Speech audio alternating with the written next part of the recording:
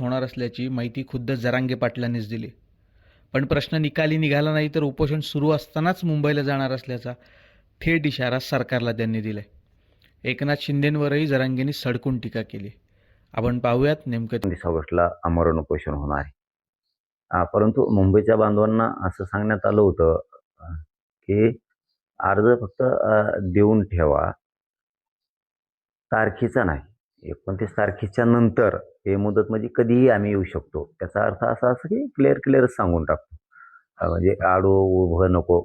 कारण मी कधीच डाव टाकला तर कधीच खोटं सांगत नाही. 10-20 दिवस अंतरवालीत आमरण उपोषण करायचंय.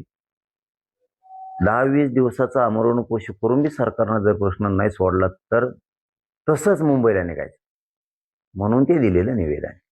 परंतु ती 29 तारीख बहुतेक त्याच्यावरती टाकण्यात आली, असं काहीतरी मी ऐकलंय कालच. आता तसं सांगण्यात आलेलं नव्हतं. बांधवांना सांगितलं होतं की 29 ऑगस्टला अंतरवालीतच उपोषण होणार आहे. पण 10-20 दिवसही उपोषण करून जर सरकार दखल घेणार नसलं तर आपल्याला मुंबईकडे निघायचं, त्या दृष्टिकोनातून ते दिलेलं आहे.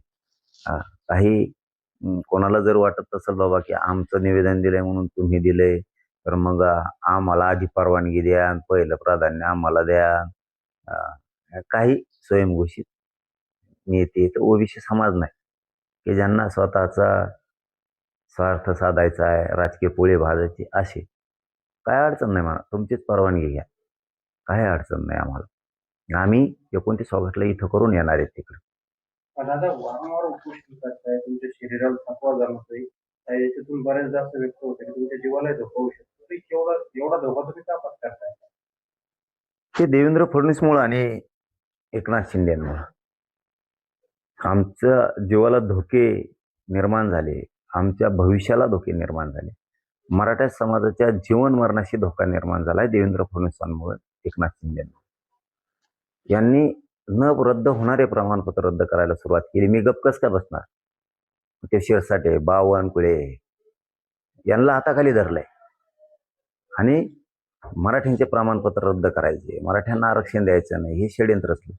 मराठी कधीही यशस्वी होऊ देणार नाही त्याला, कधीच. शेवटी आमच्या लेकरांच्या मुळाशी तुम्ही आणलंय ना, तर तुमच्या सुद्धा मुळालाच घाव घालणार आम्ही सुद्धा सोडणार नाही. 29 ऑगस्टच्या नंतर ही लढाई सुरू झाली. आता तुम्ही नसता आणखी नाही सांगतो, तुम्ही प्रमाणपत्र रद्द करायला नको होते, चूक दुरुस्त करा. व्हॅलिडिटीची 58 लाखाचे प्रमाणपत्र द्या, सगळ्या गॅझेटियरचे GR काढा आणि मराठवाड्यातल्या मराठ्यांचा जो GR काढलाय त्याचे प्रमाणपत्र द्यायला सुरुवात करा. 58 लाख नोंदी आहेत, त्याचे सुद्धा प्रमाणपत्र द्यायला सुरुवात करा. तुम्ही आत्ता प्रमाणपत्र थांबवून धरले आणि व्हॅलिडिटी पण थांबवून धरल्या, त्या सुद्धा काढा. तुम्हाला सुट्टी नाही. आता तुम्हाला दिसेना, आता कमी बोलणं जास्त काम तुम्हाला थोड्या दिवसात दिसेना. उपोषण होणार का आणि त्यानंतर पण मुंबईकडे जाऊया?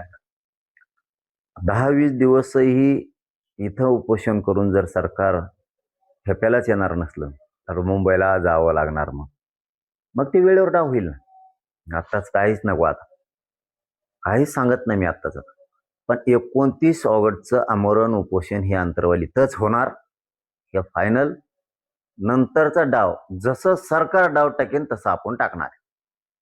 फक्त निवेदन एक देऊन ठेवा म्हणून फक्त देऊन ठेवा.